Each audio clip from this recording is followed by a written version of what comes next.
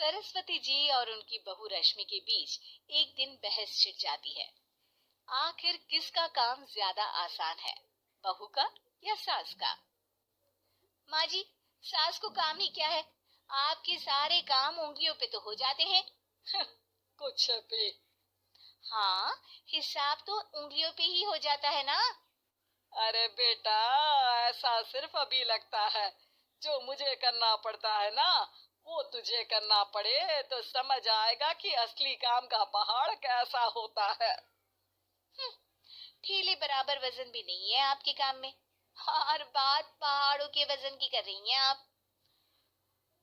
तू ऐसा करती ही क्या है घर में बेटा, ये तो बता मुझे। मैं थोड़ी ना कुछ करती हूँ, सब जादू से हो रहा है इस घर में। अरे, एक दिन मेरा काम करोगी तो समझ आएगा। Okay okay, shut up.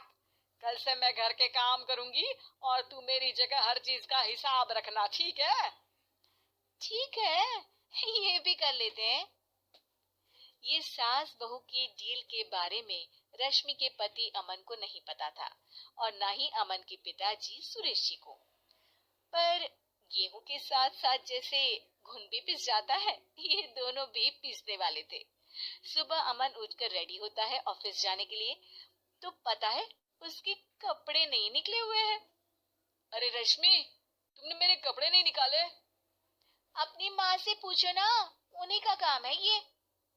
अमन अपनी माँ के पास जाता है। अब मेरे कपड़े आज आप देने वाले हो क्या माँ? हाँ, देना तो मुझे ही चाहिए, पर तेरी बहू ने कपड़े धोने ही नहीं डाले, तो कोई भी धुला हुआ कपड़ा नहीं है बेटा। हैं? ऐसा क्यों? कपड़े तो धोने आप ही देते हो ना माँ?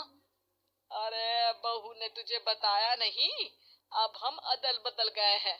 मैं अब बहू और तेरी बीवी सास। अमन परेशान हो गया।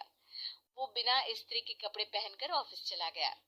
सरस्वती जी अपने घुटने के दर्द के कारण झुककर घर साफ नहीं कर पा रही थी, और ना ही खाना बनाना याद रख पाई। उधर रश्मि पहले ही दिन घर की चाबी घुमा चुकी थी, और 300 रुपए का हिसाब अलग नहीं मिल रहा था।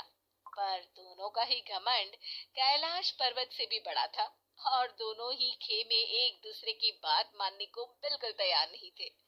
शाम को जब सुरेश जी और अमन खाना खाने बैठते हैं, तो सरस्वती जी उनके सामने गाजर और पपीते लाकर रख देती हैं। अरे माँ, ये क्या है? ख्याली पुलाव के साथ सलाद। माँ जी खाना बनाना भूल गई लगता है। अरे एक एक चमन्नी का हिसाब है मेरे पास, खाना बनाना कैसे भूल जाऊंगी? ये तो मैंने पढ़ा था कि फल फ्रूट खाने से सेहत अच्छी रहती है, इसीलिए ये ले, एक फल खा ले। रात को सुरेश जी और अमन अपनी मीटिंग बिठाते हैं अकेले में। बाबूजी, इनकी लड़ाई के कारण ना हमें ठीक से खाना मिल रहा है, उल्टा घर के सारे काम रुक गए हैं। हाँ बेटा, दो भैंसों की लड़ाई में बेचारे खेत के पौधों का भी नुकसान हो रहा है। पर पापा, क्या बताऊं आपको, मैंने माँ को इस महीने की दूसरी तारीख को बिजली के बिल के पैसे दिए थे। आज बिल भरने के लिए मांगने गया तो पता चला कि रश्मि उन पैसों से गैस सिलेंडर ले आई। अच्छा, तो सिलेंडर के पैसों का क्या हुआ? अब सिलेंडर के तो कोई पैसे नहीं थे बाबूजी, हमारे घर पर गैस की पाइपलाइन लगी है ना। बेटा, इन दोनों का कुछ करना पड़ेगा, नहीं तो अपने घमंड के चक्कर में पूरा घर बर्बाद कर डालेंगे ये दोनों। अमन और सुरेश जी काफी सोच विचार के बाद एक निष्कर्ष पर पहुंचते हैं। रात ही को दोनों अपनी पत्नियों की अलमारी से नई साड़ी निकालते हैं, और सुबह जब रश्मि और सरस्वती जी उठते हैं तो देखते हैं कि दोनों पति साड़ी पहनकर चढ़ाव पर सब्जियां काट रहे हैं। अरे, ये सब क्या हो रहा है? क्या हो रहा है मतलब? हाँ, आप दोनों अदल बदल हो सकते हो तो हम क्यों नहीं? अरे क्या मतलब?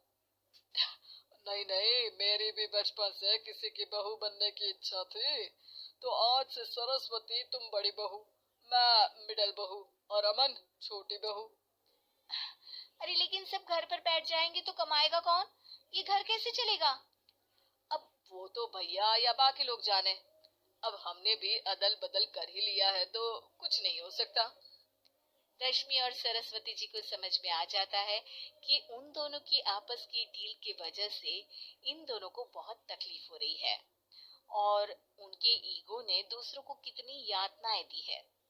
अब असल में माँ जी आप सही थी, सास बनना बहुत मुश्किल है। अरे हाँ बेटा, और तू भी, मुझसे तो नहीं हो पाया सब घर के काम, वापस बदल ले क्या? हाँ हाँ बिल्कुल माँ जी, और अब आप दोनों भी बदल लीजिए, कोई आ गया तो आप दोनों को देखकर क्या सोचेगा। अच्छा है, आप दोनों के समझ में ये बात तो आई। मैं फटाक से कपड़े बदल लेता हूँ। अरे रुक जा बेटा, एक फोटो ले लेती हूँ तेरी। मेरी बेटी होती तो तेरे जैसी ही दिखती साड़ी में। और मेरा फोटो नहीं लोगी?